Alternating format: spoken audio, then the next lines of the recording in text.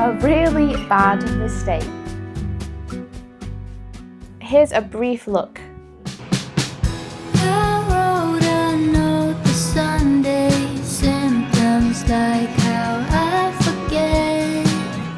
Then washed my pants on Monday, forgot I had it there in the pocket for the doctor, but my writing wasn't bad.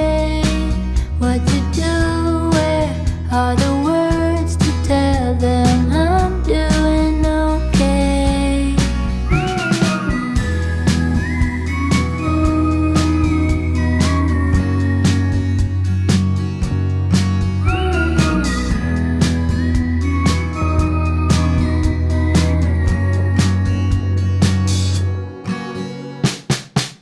Red dots and it's been a moment since I saw you last.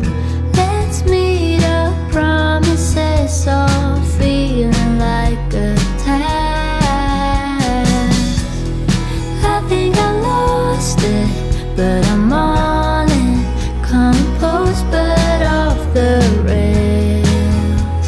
I'm doing okay, I'm doing okay, I'm okay, I'm okay.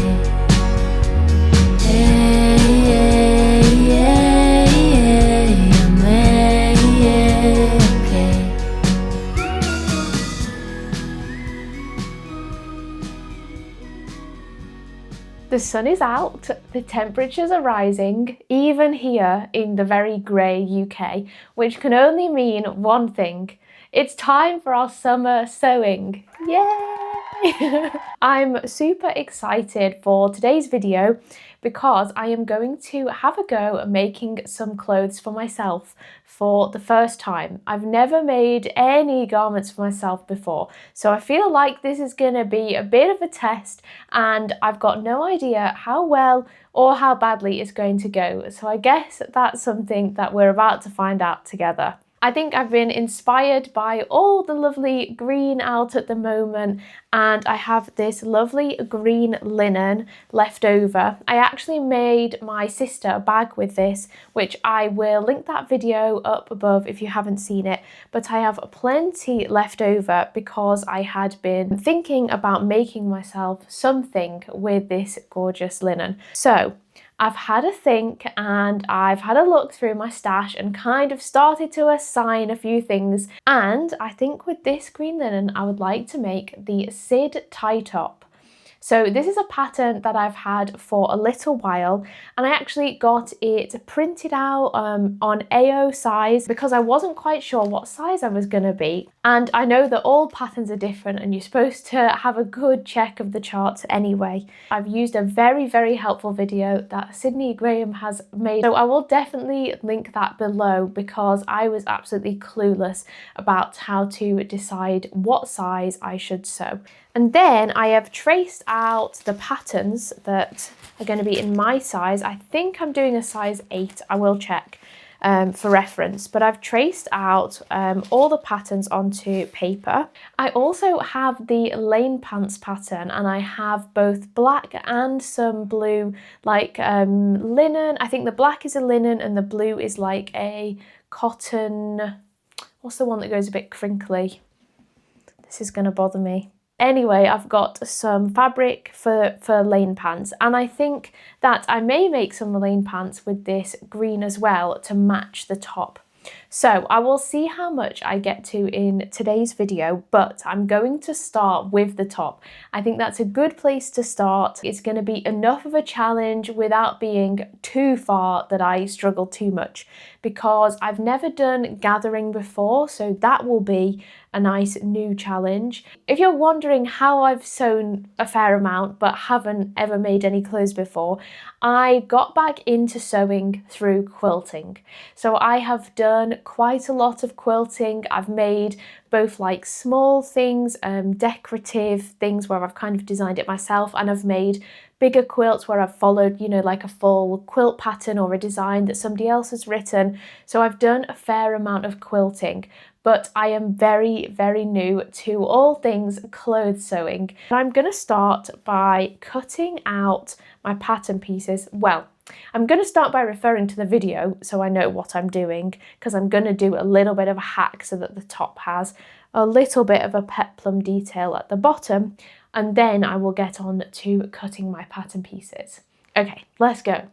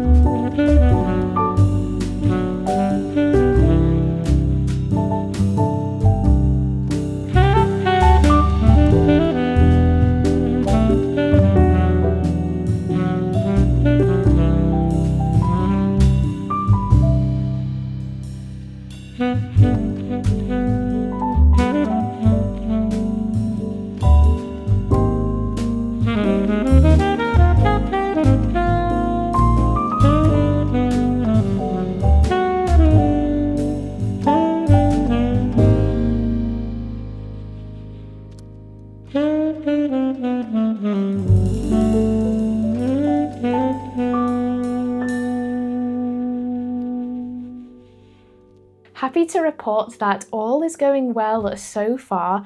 I've been going really slowly because I want to try and cut these pieces out as accurately as possible, because I think that's gonna do me a great favour for the sewing, where I may be slightly less accurate than the cutting. Also, cutting pieces accurately has been one of my weakest skills so far.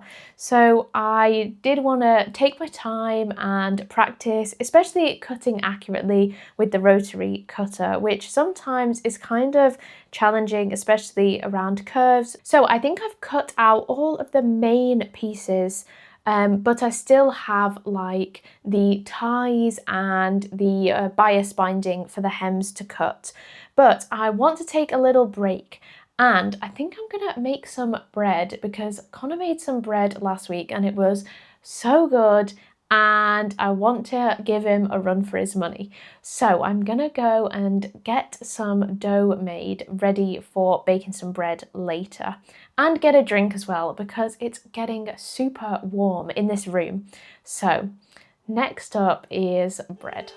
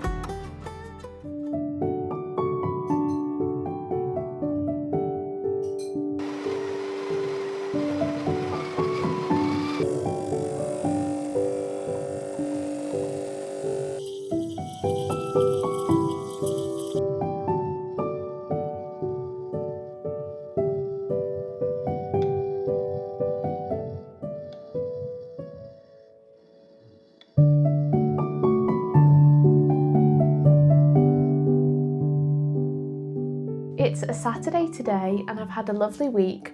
Connor and I went on a little trip to Bath to see an amazing quilting exhibition. I took a few video clips, so that is going to be in my next video, but it means it's been a week since I made any progress on this top, and I'm ready to carry on from where I left off. I had just finished sewing in my darts, so next up it's time to press them and then start to construct the top by sewing the shoulder pieces on the front onto the back. Now, I don't have an overlocker, which I think is called a serger in America, so I am gonna have to figure out what to do with my raw edges. I'm pretty sure that my machine has some sort of overlocking setting or foot, but I've never used it before, so I'm gonna see if I can figure that out.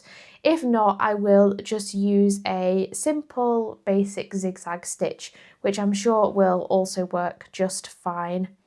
I've also got a few pieces left to cut. I need to cut the ties and the binding strips for the armholes. But next up, I'm just going to get pressing and sewing and see where we get to.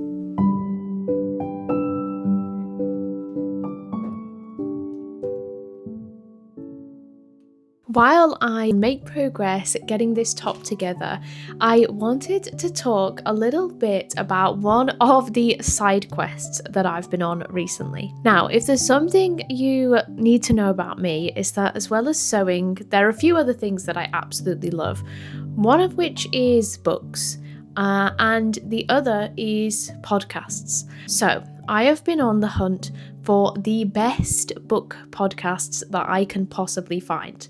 Now, I already am an avid follower and listener of Books Unbound, which is the podcast by Ariel and Raylene, where they talk about all the things that they've been reading and also their lives.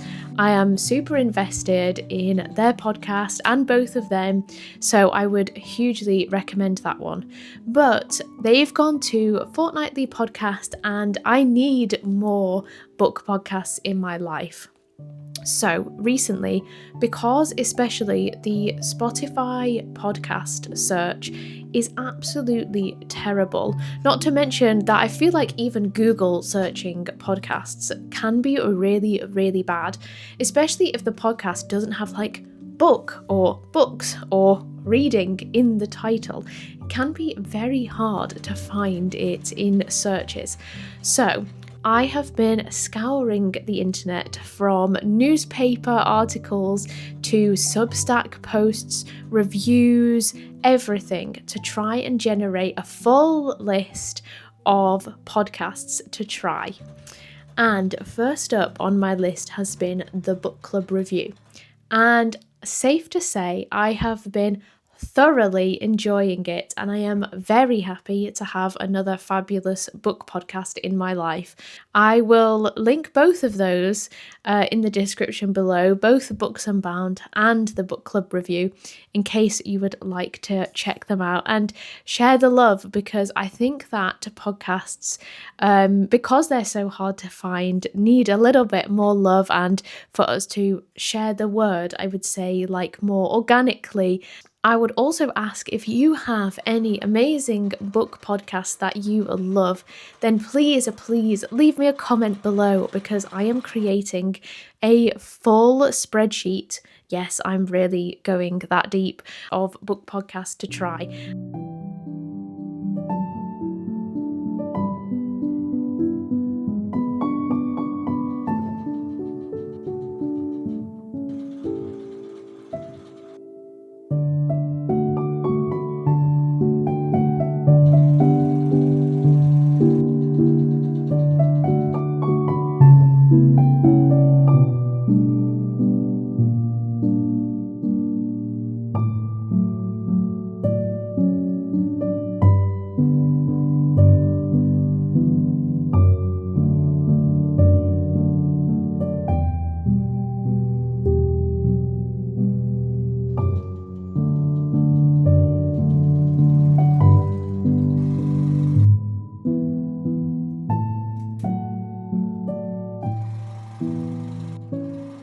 Were any of you shouting at the screen during those last clips? Because I made a really bad mistake. Because my fabric is basically the same on both sides, so it feels like there's two right sides, I had not properly matched the right sides together. I had put wrong side to right side for all of the gathering and when I sewed the gathers on, which meant that, of course, I had sewn the bottom piece on inside out. Well done me.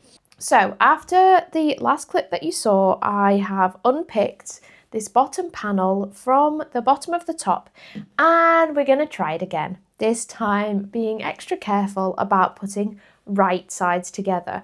So I guess a tip for if you're doing this for the first time or you're a beginner, it's probably easier to have a fabric that has a clear right and wrong side, or if not, then really look out for your seams because I quite clearly didn't and now I need to redo it. But no problem. That was a good practice run. I was really pleased with how the gathers had turned out. So if I've done it once, I can do it again. Here goes. Let's try it again and see if we can do it even better this time. The other thing is that I'm going to regather this piece because if I had kept the gathers in, because I'd done it on the wrong side and technically pulled the bottom threads together instead of the top threads, I think my gathers are going to be upside down. I'm going to flatten this out, regather it, repin it, resew it, and then hopefully we'll be back to where we were, but this time without an inside out part of the top. Because it's going to look a lot better when I wear it if we've not got seams on the outside.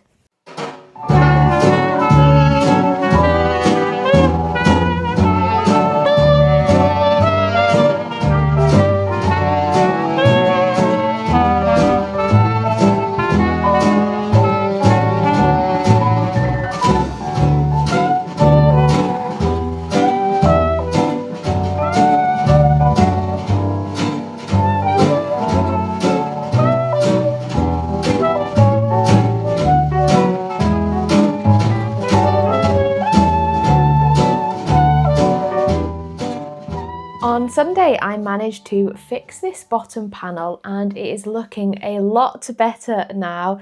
I'm really happy with how the gathering went this time, and it's great to have my seams on the inside rather than the outside. So much better and certainly looks a lot neater than before. That was all I had time to do on Sunday because we went out for a lovely lunch with some friends.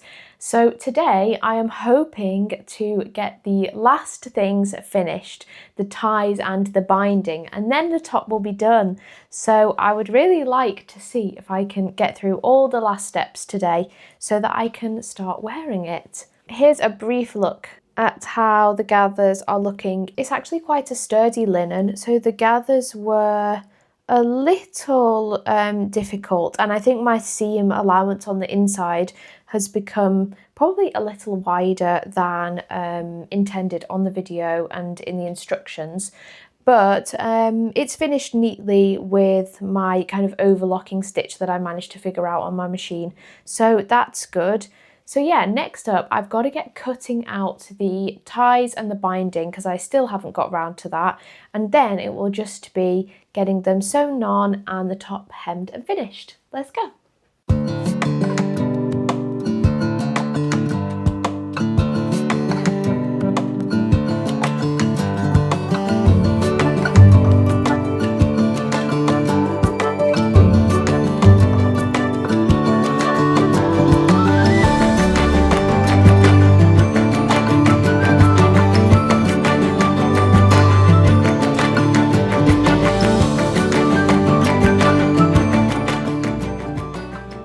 I have been having a bit of a battle with the ties this afternoon. On the tutorial video, the ties are a little bit wider than I wanted for my top, and they're also top stitched.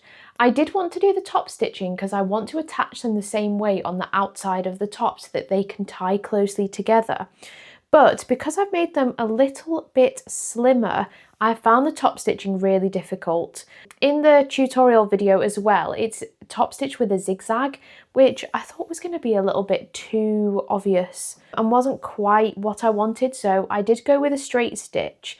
I even tried my quilting foot to see if the feed dogs would take the ties better, which did help, but they're still nowhere near as neat and as accurate as I would like. But I did change thread colour. Here's the white that I initially tried with. And I found that I just couldn't get it nice and neat.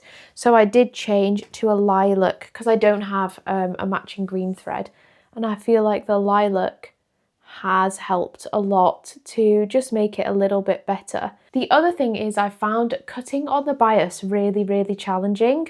I've not done it much at all, and it's just the sheer length. If you need a long bias piece, I found it just really awkward. I think what I need to do is lay it on a corner of my table. I think I should have picked this corner or moved my ironing stuff and done that corner, because I found trying to do it on this side really difficult, because it was very awkward to either cut from over here or cut from around that side.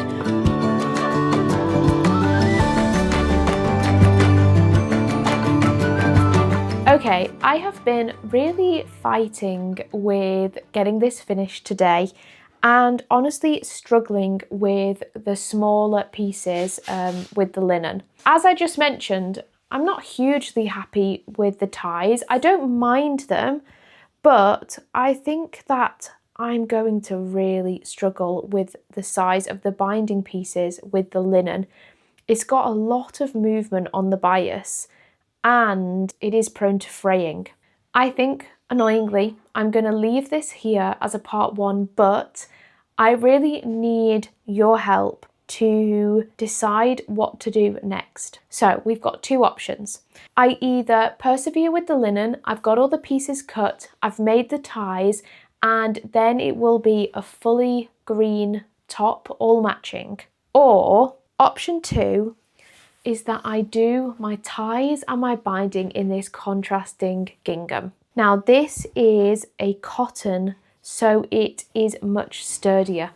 I think it's going to act more like the tutorial video and might be easier for me, kind of as a beginner, to get this looking nicer. Please vote below in the comments about whether you think I should go all green linen or contrasting gingham, and I will see what the majority say. I will also have a think, and I will get this finished instead in an upcoming video, because like I mentioned at the start, I would also like to make some lane pants, and I'm sure there'll be plenty of other patterns that I'd like to come onto this summer. So instead of pushing through and getting frustrated, I think it's going to be best to put it down and come back to it with a fresh mind, with new enthusiasm. So I'm sorry to not have a nice, beautiful, finished piece. This is where we are, and please do let me know your thoughts in the comments below. I'm also open to any of your top tips and tricks, especially because if we go with the gingham, I'm gonna have to cut bias pieces again. So thank you so much for watching, and I will see you in the next one, where I will be showing a little bit more about my recent trip to Bath. And I think it's inspired me to do a bit of quilting next, which would also give me a little bit of a break from how fiddly the binding of this project has been. So catch me in the next one for some quilting joy, and I will be back, I'm sure, after that to finish this top and see what we move on to next. See you there.